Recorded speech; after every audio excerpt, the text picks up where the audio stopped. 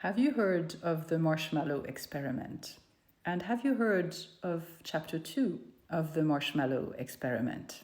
Because in a discussion about obesity, it was bound to happen that someone would make a comment of this kind. In my experience, there's a link between fitness, financial stability, and health.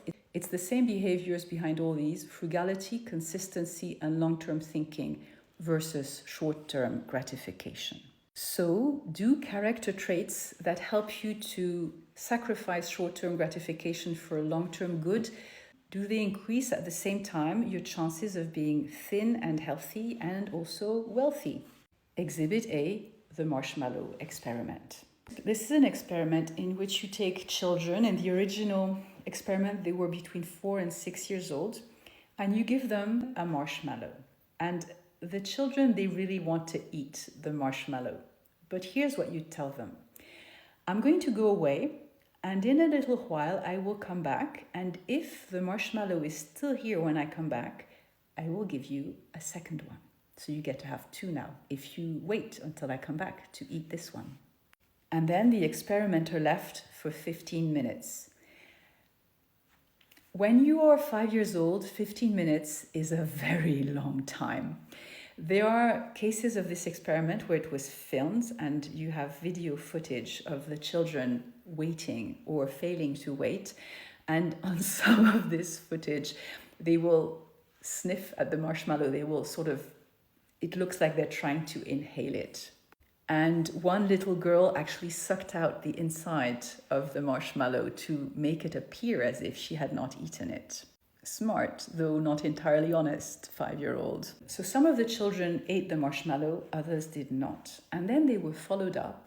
And it turns out that those who were able to wait to eat the marshmallow in order to get a second one did much better in life. They succeeded on a bunch of different ways to measure success. So it seems to go in the direction of this comment, right? If you are able to delay gratification, there are many things that will be easier to achieve in life. But then there was a chapter 2. Because 2 things happened. First, there was longer term follow-up. The first follow-up was as young adults. But then when you follow up for longer, the correlation, it disappears. The result of the marshmallow test at 5 is not truly predictive of success later in life. And it also turned out that the children who were better able to resist the temptation and wait for the second marshmallow tended to be the ones who came from more privileged socioeconomic backgrounds. In other words, they had reasons to place greater trust in adults who told them, you will get a second marshmallow later. Being able to delay gratification requires trust in a future where a good will come out of that. And that is not equitably distributed in our world.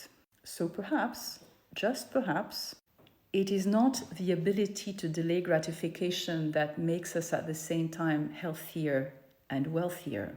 Perhaps it is the degree of privilege in our circumstances that makes us at the same time better able to delay gratification and better able to make healthy choices. Yeah.